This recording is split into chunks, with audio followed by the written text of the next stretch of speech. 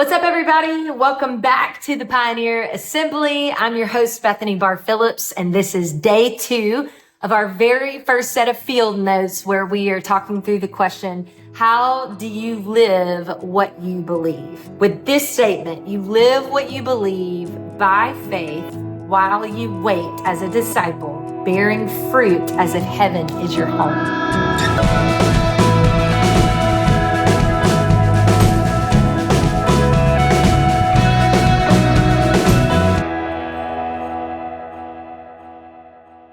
Yesterday, we covered by faith. And so if you want to know more about that, you can listen to yesterday's field note.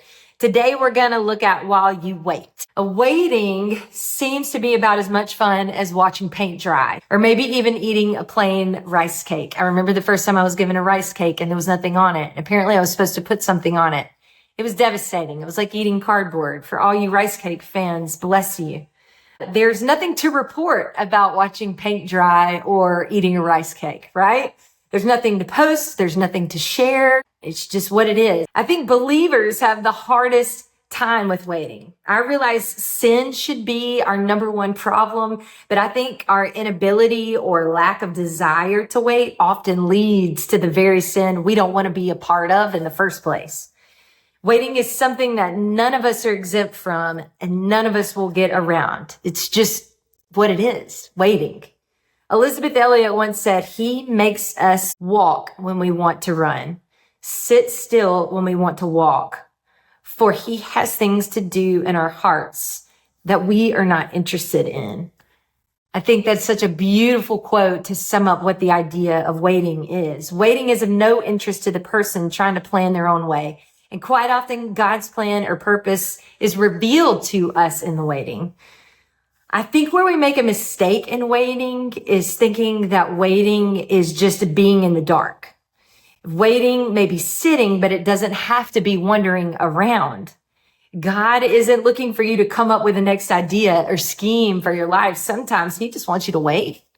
Sometimes he just wants you to sit with him and be satisfied that his presence is with you because he understands his presence is enough. But this is hard for us, for those who were raised in an American idealized version of Christianity, where what we do denotes our commitment of belief more than who we are with.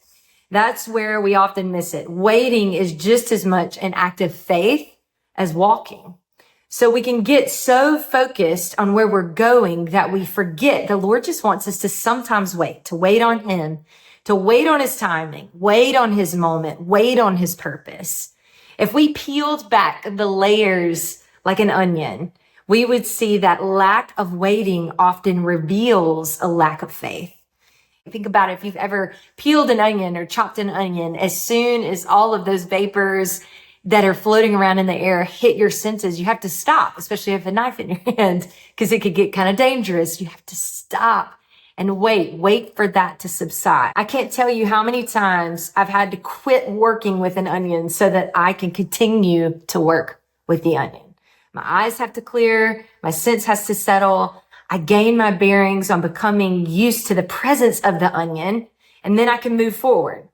The use of an onion really describes a pioneer's journey. Peeling to flavor and elevate is much like how waiting will elevate your going and seeking. Biblically, the word wait has a few standard definitions in the Hebrew and Greek. One is for being in a concealed place. One is for future events, and the other is to serve and minister. The psalmist repeats over and over, "Wait on the Lord. My soul does wait." But these aren't always stationary. They're a moment we can minister to the Lord. Our waiting is never a waste when we choose to worship.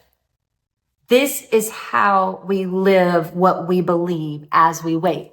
We worship. Waiting isn't keeping us from something. It's to possibly wean us off of a worldly desire. It's possibly to whittle us into a more Christ-like believer. Waiting could be to remind us of the wonder we have in knowing God altogether. Warren Wiersbe says this, "God is not in a hurry. He kept Abraham and Sarah waiting 25 years before Isaac was born, and Isaac and Rebekah waited 20 years for Jacob and Esau. Jacob had to wait 14 years to get the bride he really wanted, and then he had to serve 6 more years to build up his flock so that he could be independent, a total of 20 years. 22 years passed between Joseph's betrayal by his brothers and the brothers' reconciliation in Egypt.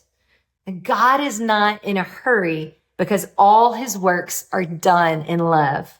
Love is patient. Love is kind.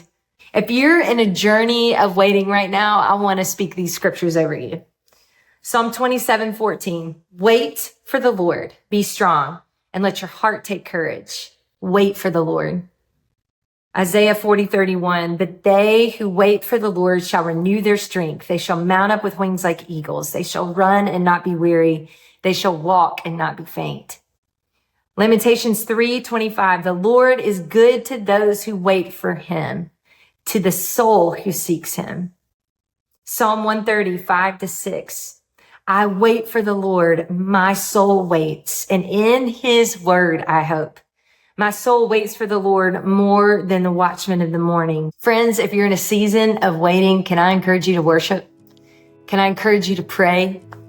Can I encourage you to live by faith?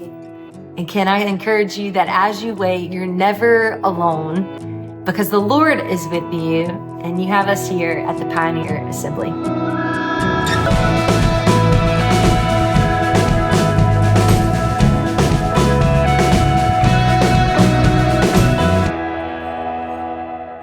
Hey friends, I hope you enjoyed this episode of Field Notes, how we live what we believe while we wait. I hope maybe you could relate a little bit to the onion and that whole entire idea. That's really what waiting does. It continues to peel back our flesh and reveal our need for who Jesus is in our lives. And so we trust and pray that as you go out in your day, that you're going to be able to recall these scriptures and that you're going to be encouraged that your waiting is never wasted. Don't forget to connect with us on social media at @Pioneer_Assembly. Know that we're praying for you, and we will see you next time.